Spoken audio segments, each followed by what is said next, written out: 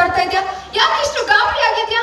ಯಾರೋ ದುಷ್ಟರು ನಮ್ಮ ಹೊಲದಲ್ಲಿ ತುಂಬಿ ನಿಂತ ಬಿಳಿ ಜೋಳದ ಬೆಳೆಯನ್ನು ಹಾಡು ಹೋಗಲೆ ಕೊಯ್ಯುತ್ತಾರೆ. ಅದನ್ನು ನೋಡಿ ಅಣ್ಣನನ್ನು ಕರೆದುಕೊಂಡು ಹೋಗಲು ಓಡಿ ಬಂದೆ. ಅಯ್ಯಯ್ಯೋ ಅಣ್ಣ, ಎಲ್ಲರೂ ಮನೆಯಲ್ಲಿಲ್ಲ, ಹೊರಗಡೆ ಹೋಗಿದ್ದಾರೆ. ಈಗ ಏನಪ್ಪ ಮಾಡೋದು? ಅದಕ್ಕೆ ಪುಂಡ ರೌಡಿಗಳಿಂದ ಪುಂಡಾಟಿಕೆ ಮಾಡಿಸಿದರೆ ಹೆದರುವ ನಿಂತ್ಕೊಳಪ್ಪ ಬಣ್ಣನ.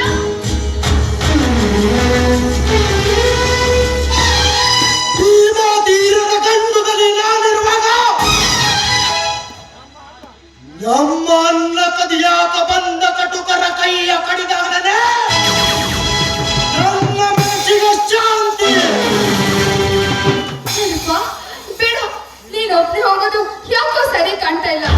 ನಿಮ್ಮ ಅಣ್ಣಂದಿರು ಮನೆಗೆ ಬರ್ಲಿ, ಎಲ್ಲರೂ ಒಟ್ಟಿಗೆ ಸೇರಿ ಹೋಗೋಣ. ಅದರಿಂದ ಬದುಕಲು ಸಾಧ್ಯವಿಲ್ಲಮ್ಮ. ಈ ಕಲಿಕಾಲದಲ್ಲಿ ವೀರ ಪರಶುರಾಮನಾಗಿ ನನ್ನ ಕೊಡ್ಡೆಯಿಂದ ವೈರಿಗಳ ರುಂಡ ಚಂಡಾಡಿದಾಗಲೇ ದುಷ್ಟರ ದಮನವಾಗುವುದು. ತುಂಬಿ ನಿಂತ ಬೆಳೆಯನ್ನು ರಕ್ಷಿಸುವುದಕ್ಕಾದರೂ ಎಂದು ನಾನು ಹೋರಾಟ ಮಾಡಬೇಕಾಗಿದೆ.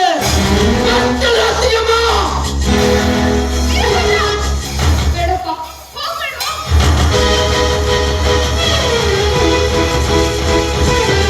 ಅಯ್ಯಯ್ಯೋ, ನಿಂತ್ಕೊಳಪ್ಪ, ಹೋಗೋಣ. ಅಯ್ಯೋ, ಏನ್ ಮಾಡ್ತಿದ್ದೇನೆ? ಈಗ ಮನೆಯಲ್ಲಿ ಬೇರೆ ಯಾರು ಇಲ್ಲ. ನನ್ನ ಮೈದುನ ಆವೇಶದಿಂದ ಹೊರಟವನ. ನನ್ನ ಮೈದುನಾಗಿ ಅಲ್ಲೇನಾದ್ರೂ ಆಪತ್ತಾದ್ರೆ ಅದನ್ನ ಸಹಿಸಿಕೊಳ್ಳುವಂತ ಶಕ್ತಿ ನನಗಿಲ್ಲ. ಅವನ ಹೋದ ದಾರಿಯಲ್ಲಿ ಹೋಗಿ ಅವನಿಗಾಗುವ ಅಪಘಾತವನ್ನು ನಾನು ತಡೆಬೇಕು. ನಾನು ತಡೆತೇನೆ.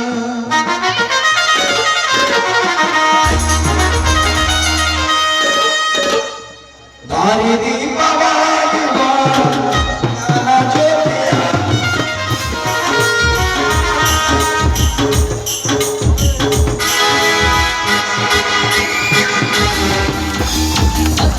ಹತ್ತು ಹುಡುಗರ ಒಂದು ತೆನಿ ಸಹಿತ ಉಳಿದಾರನಾಗ ಕಡದಾಕಲೇ ಕರಿಯಾರ ಅಂದು ಕರಾಟೇರಿ.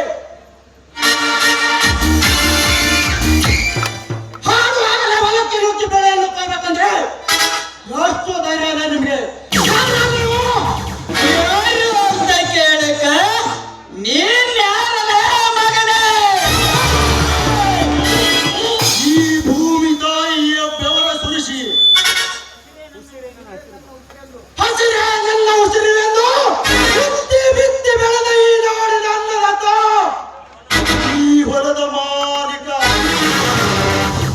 ತಮ್ಮ ವೀರಭದ್ರ, ಬಿತ್ತಿದವ ನೀನಾಗಿರಬಹುದು, ಇದನ್ನು ಉಣ್ಣಾಕ ನಾಮದೆವು. ಇದು ನಮ್ಮ ಪಾಲಿನನ್ನ.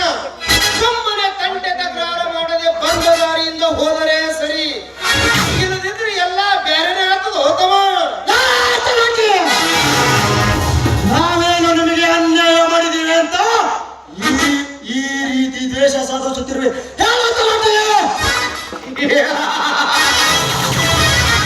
ಅನ್ಯಾಯ ಮಾಡಿದ್ದು ನಮಗಲ್ಲ, ಹತ್ತೂರ ಅರಸ ಸಾವಿರಳ್ಳಿಯ ಸರ್ದಾರ ಪುಂಡರ ಗಂಡಗಲಿ ಎನಿಸಿಕೊಂಡಿರುವ ಧರ್ಮರಾಜನಿಗೆ ಯಾವತ್ತೂ ಅಪಮಾನ ಮಾಡಿದೆಯಾ? ಅಂದೇ ನಿನ್ನ ಮನೆತನದ ಮೇಲೆ ಸೇಡಿಟ್ಟೆ ಮಗನೇ. ತಪ್ಪು ಮಾಡಿದವರು ಯಾರೇ ಇರಲಿ ವಿಕ್ರಾಂತ್, ಅವರ ಶಿಕ್ಷೆ ಅನುಭವಿಸಬೇಕಲ್ವಾ?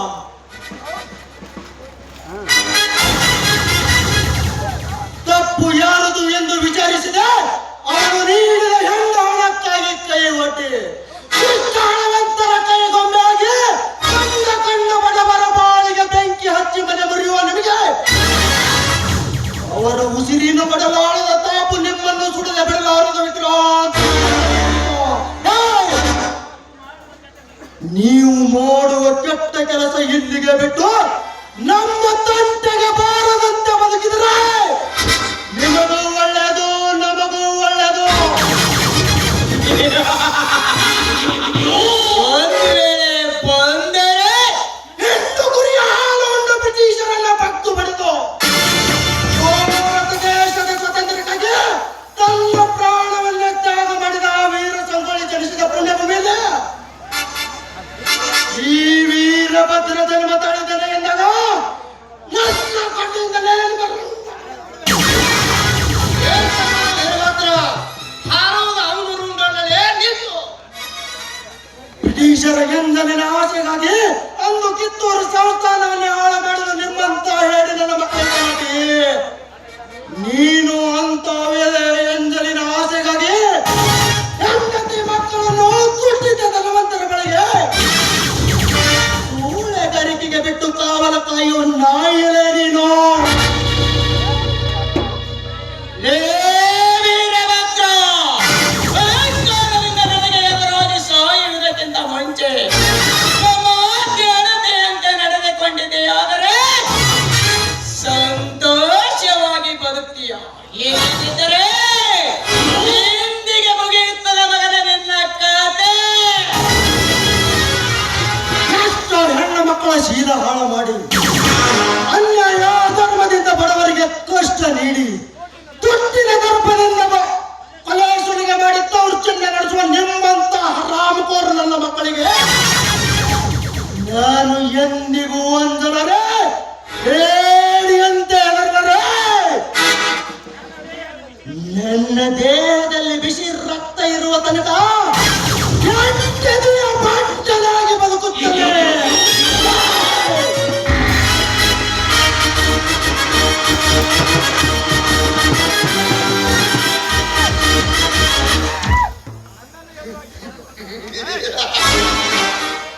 ನನ್ನನ್ನು ಎದುರು ಹಾಕಿಕೊಂಡು ಈ ಭೂಮಿ ಮೇಲೆ ಯಾರು ಬದುಕಿಲ್ಲ.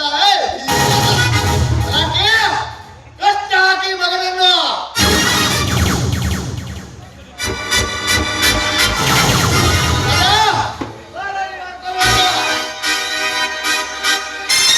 ಇವತ್ತು ಮುಗಿಸಿಬಿಡ್ತೀನಿ ಮಗನ ಕಥೆಯ.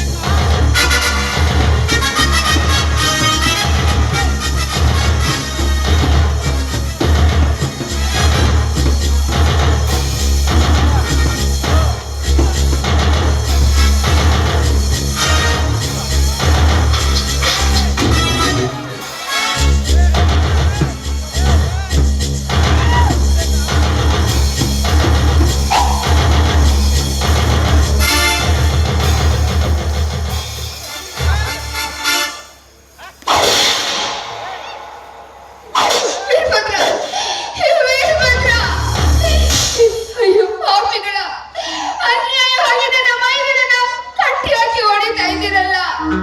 ದಯವಿಟ್ಟು ನಿಮ್ಮ ಕೈ ಮುಗಿದು ಬೇಡ್ಕೊಳ್ತೇನೆ. ಬೇಕಾದ್ರೆ ಹೊಲದಲ್ಲಿ ಬಂದಿರೋ ಎಲ್ಲ ಮನೆಗಳನ್ನ ನೀವೇ ತಗೊಳ್ಳಿ. ನಿಮ್ಮ ಕಾಲು ಹಿಡಿದು ಬೇಡ್ಕೊಳ್ತೇನೆ. ನನ್ನ ಮೈದನನ್ನ ಬಿಟ್ಬಿಡಿ. ನನ್ನ ಮೈದನನ್ನ ಬಿಟ್ಬಿಡಿ.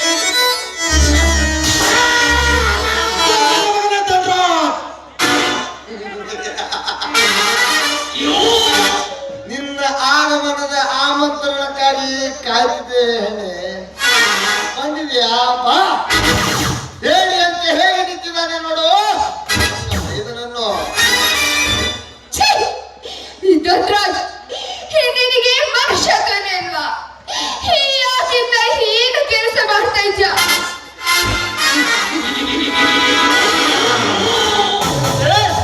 ನೀನೇ ಕೆಲಸ ಮಾಡಬಲ್ಲೆ ಏನು ಮಾಡಿಸಬಲ್ಲೆ ಗಂಗಾ. ಧನ್ರಾಜ್, ನಾವೇನು ಅನ್ಯಾಯ ಮಾಡಿದ್ವಿ ಅಂತ ಈ ರೀತಿ ಪರಿಪರಿಯಾಗಿ ಶಿಕ್ಷೆ ನೀಡ್ತಾ ಇದ್ಯಾ? ದಯವಿಟ್ಟು ನಿನ್ನ ಕೈ ಮುಗಿದು ಬೇಡ್ಕೊಳ್ತೀನಿ. ನನ್ನ ಮೈದನನ್ನ ಬಿಟ್ಬಿಡು.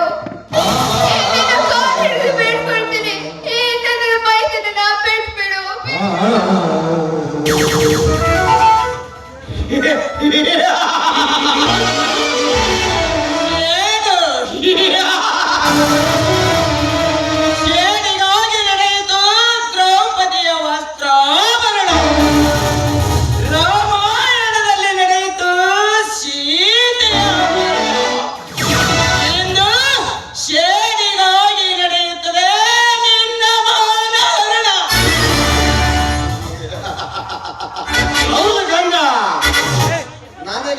ಅವಮಾನ ಸೇರಿಗಾಗಿ ನಿಮ್ಮನ್ನು ಕಾಡುತ್ತಿರುವೆ. ನಿನ್ನ ಮೈದನ ಕಣ್ಣೆದರೆ ಏಯ್! ಒಂದು ಹೆಣ್ಣನ್ನ ಕಡೆಗೆ ಕೇಳನ್ನ ಬಯಸ್ಕೋಬೇಡ್ವೋ. ಹೆಣ್ಣು ಒಲಿದರೆ ನಾರಿ, ಮಗಿದರೆ ಮಾರಿ. ನಿನ್ನ ಪಾಲಿಗೆ ಚಂಡಿ ಚಾಮುಂಡಿ ಆಗ್ಬೇಕಾಗತ್ತೆ. ಏಯ್! ಮೊದಲು ನನ್ನ ಮೈದನ ಕಣ್ಣನ್ನ ಬಿಚ್ಚು. ಚಂಡಿ ಚಾಮುಂಡಿ ಆಗಿದ್ದರೆ ಈ ಕ್ಷಣದಲ್ಲಿ ನಿನ್ನನ್ನು ಅಪ್ಪಿ ಮುದ್ದಾಡುವೆ. ಹಾಗೆ ಕಾಪಾಡುವ ನಿನ್ನ ಶೀಲವನ್ನು.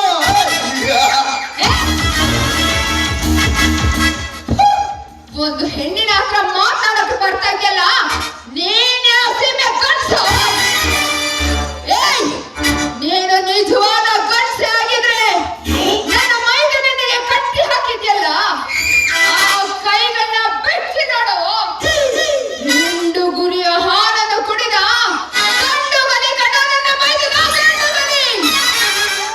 ನೀನು ಆ ಕೈಗಳನ್ನ ಬಿಟ್ಟು ಅವನ ಜೊತೆ ಹೋರಾಡಿ ವಿಜಯಶಾಲಿ ಆಗಿದ್ದೆ ಆದ್ರೆ ನಿನ್ನ ವೀರ ಅಂತ ಒಪ್ಕೊಳ್ತೀನಿ.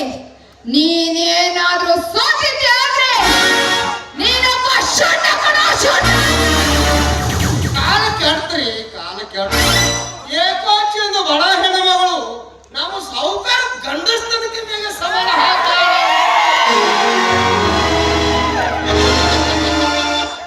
ಚಂಡ ಹತ್ತೂರ ಹಮ್ಮಿರ ಸಾವಿರ ಹಳ್ಳಿಯ ಸರ್ದಾರನಿಗೆ ಶಂಡೆನನ್ನು ಮಗಳಿವೆ ಆ ಹೊಲಸ ರಂಡೆ. ನಿನ್ನನ್ನು ಅಪ್ಪಿ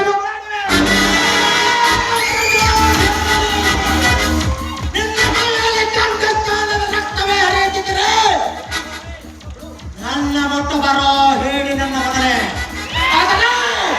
ನನ್ನ ಹತ್ತಿಗೆ ಕಂಠಕ್ಕೆ ಹೋಗಬೇಡ ಪದ್ಮಾವತಿ.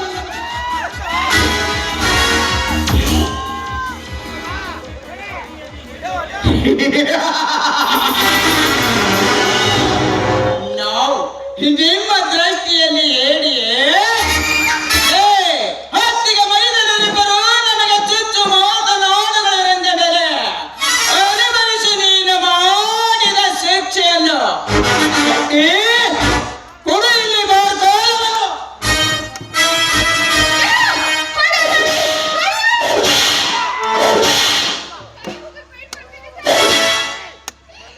ಯಾಕೆ ಈ ರೀತಿ ನನ್ನ ಮೈದನನ್ನ ಕಟ್ಟಾಕಿ ಚಿತ್ರ ಹಿಂಸೆ ನೀಡ್ತಾ ಇದ್ದೀರಾ? ಯಾಕೆ ಈ ರೀತಿ ಚಿತ್ರ ಹಿಂಸೆ ನೀಡ್ತಾ ಇದ್ದೀರಾ? ನಿಮ್ಮ ಕೈ ಮುಗಿದು ಬೇಡ್ಕೊಳ್ತೀನಿ, ನಿಮ್ಮ ಕಾಲು ಹಿಡಿದು ಬೇಡ್ಕೊಳ್ತೀನಿ. ಬೇಕಾದ್ರೆ ತಮ್ಮನ್ನ ಆಚೆಗೆ ಕರ್ಸ್ಕೊಂಬಿಡಿ. ಆದ್ರೆ ಹೆಣ್ಣಾದ ಮೈದನನ್ನ ಬಿಟ್ಬಿಡಿ. ಒಳ್ಳೆ ಕೆಡಕಿನ ವಿಚಾರ ನನಗಿಲ್ಲ ಗಂಗಾ. ಸುಂದರವಾದ ಕೊಂಡ ಅಪ್ಪಿಕೊಳ್ಳು ಬಂದರೆ ಹೆಣ್ಣೆ ಮುಂದೆ ಒಂದು ಏನಾದ್ರೂ ಹೆಚ್ಚು ಮುಂದಿಟ್ಟಿದ್ಯಾದ್ರೆ ನನ್ನ ಹರಕು ಮೆಟ್ಟಿನಿಂದ ಹೊಡಿಬೇಕಾಗುತ್ತಾ?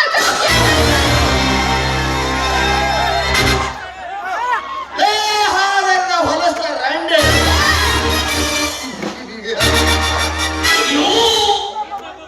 ಇದ್ದೊಬ್ಬ ಮೈದನನ್ನು ಬಂದಿಯಾಗಿ ಬರೆಸಿಕೊಂಡು ಬಿದ್ದಾನೆ. ನನ್ನಿಂದ ನಿನ್ನನ್ನು ಕಾಪಾಡೋರು ಯಾರು ಇಲ್ಲ. ಕತ್ತು ಗೌರವದಿಂದ ನಡೆಸಿದು ಬಿಟ್ಟು ನನ್ನ ಅರಮನೆಯ ಆಸ್ತಿಗೆ ನೀನೇ ಒಡ್ತಿ ಆಗು. ಬೇಕಾದಷ್ಟು ಸಂಪತ್ತಿ ನೀಡುವೆ. ಏಯ್! ಇಡೀ ಜಗತ್ತಿಗೆ ಅನ್ನ ನೀಡೋ ರೈತ ಕಣೋ ನನ್ನ ಗಂಡ, ರೈತ. ಅಂತವನ ಹೆಂಡತಿ ಆಗಿ ಸಂಸ್ಕೃತಿ ಸಂಪ್ರದಾಯ ಎಲ್ಲ ಬಲ್ಲಾಳು ಕಣೋ ನಾನು. ಶೃಂಗಾರದ ಅರಮನೆಯಲ್ಲಿ ಬಂಗಾರದ ಒಡತಿಯಾಗಿ ಬಂದಿರೋ ಏನಂದೆ? ನಿನ್ನ ಹಣ ಆಸ್ತಿ ಐಶ್ವರ್ಯ ನನ ಕೊಡ್ತ್ಯಾ? ಇದೆಲ್ಲ ನನ್ನ ಗಂಡ ಮೆಟ್ಟುವ ಹರಕು ಸಂಪರ್ಕ.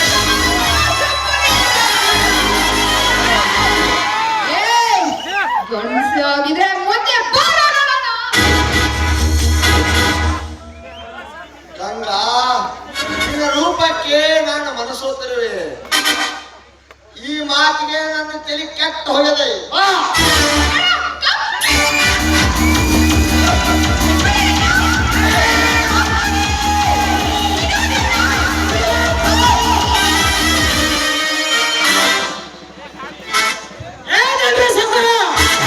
ನನ್ನ ತಮ್ಮನನ್ನು ಕಂಬಕ್ಕೆ ಕಟ್ಟಿ ನನ್ನ ಹೆಂಡತಿಯ ಶೀಲಿಗಳಿಸಲು ಮುಂದಾಗಿಯ ನೀಚ ನೀನು ಭೂಮಿ ಮೇಲೆ ಬದುಕಬೇಕು.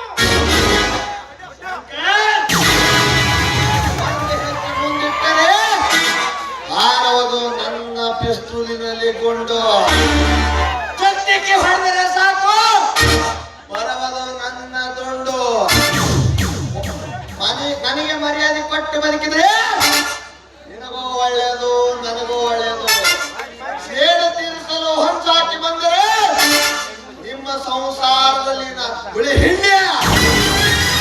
ನಾನಾ ತರ ಆಟ ಆಡಿಸುವ ಈ ಮಾಟಗಾರ ಧನರಾಜ್ ಎಂಬುದು ನೆನಪಿರ್ಲಿ.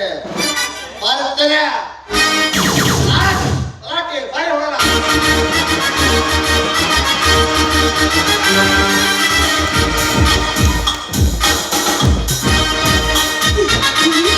ನೋಡಿ, ಮೊದಲು ಮೈದನನ್ನ ಆಸ್ಪತ್ರೆಗೆ ಕರ್ಕೊಂಡು ಹೋಗೋಣ.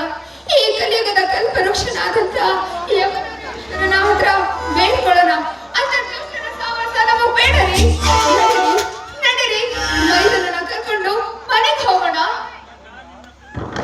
ಗಂಗ, ನೀ ಪೂಜಿಸುತ್ತಿರುವ ದೇವರನ್ನು ನಂಬಿ ನಡೆದರೆ ದೇವರು ಕಾಪಾಡುವನೇ, ಇಲ್ಲ ಕಾಡುವನು ಒಂದು ತಿಳಿಯದಂತೆ. ನಾವೇ ಆ ದುಷ್ಟರಿಂದ ಆದಷ್ಟು ದೂರವಿದ್ದು ಬಿಡೋಣ. ಬಾತಮ್ಮ, ನಡೆ ಗಂಗ, ಹೋಗೋಣ. ಜೀವನಂದಿದೆ